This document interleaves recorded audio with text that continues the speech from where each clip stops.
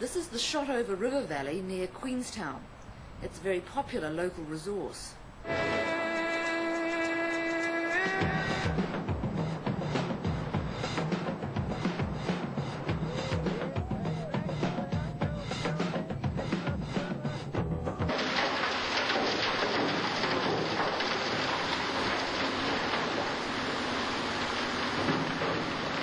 2 years ago, the whitewater rafting companies became concerned about the environmental impact of the mining operation.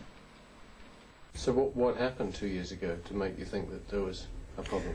Well, I think what happened was that we realised that at that stage that some rapids had been completely destroyed, and that the dredge was slowly working upstream towards another rapid which was more significant than the two that had already gone.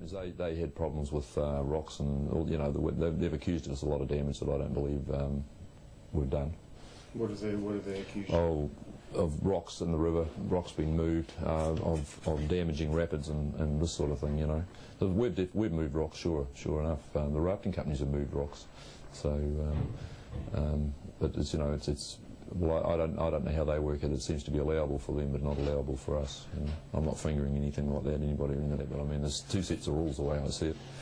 Around the time that the issue became sort of on the boil, as it were, we did speak to them, and at that stage they took the view that they were entitled as they were to go through that rapid by law, and they had the necessary licences, and we took the view that, well, that may be the case, we couldn't allow that to happen. So I guess that's when the Minister became involved, because it was obvious that there was a confrontation looming if something wasn't done.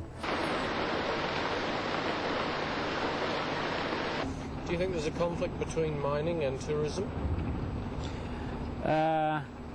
Yes, there is a conflict there.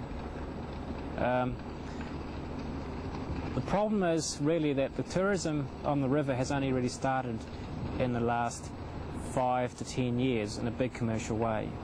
The mining's been going on the river for a lot longer. This particular commercial operation, dredge here, has been on the river for 10 years. The area here has a gold mining history that dates back to the 1860s, so it's 130 odd years now. And people have mined it ever since the 1860s. When the first people arrived here, they used non-mechanical methods and just picked the gold up out of the river itself that was just lying there.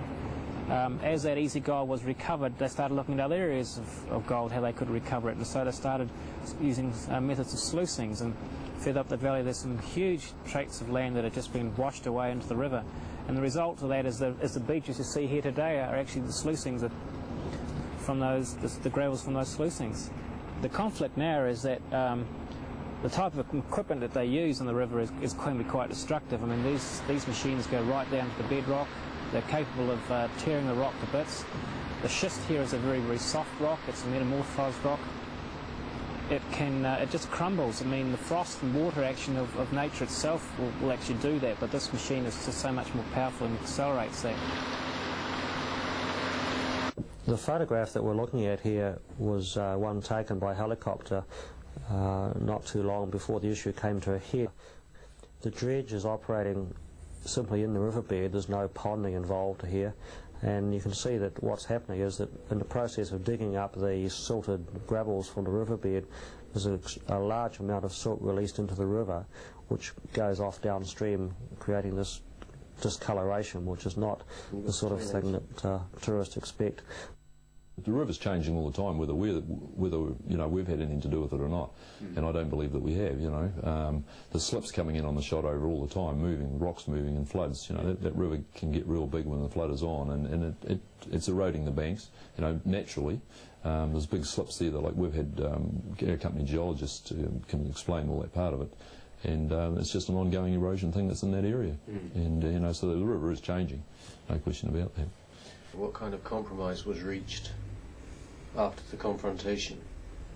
Well, basically the compromise was that we would not make a fuss, I suppose, if one way of putting it, of them going through the areas of river where there were no significant rapids, as long as they left alone designated areas that had worthwhile areas of white water. So there was a plan drawn up of the river, and the areas that we wanted left alone were identified, and they agreed to not touch those areas if we agreed that we would not pursue matters of whether or not they were complying with their licence and so on over the remaining areas. We've, as a department, have got involved a lot more and asked the mining companies to start considering the recreational users a lot more, and have changed their whole mining method, their whole mining plan. And by one of them is just here, where they actually separate the river from the workings themselves. Previously they didn't have a wall like that. The river just flowed right throughout the middle of the pond, and there was continual dirty water going down. It's created a lot more work for us. It's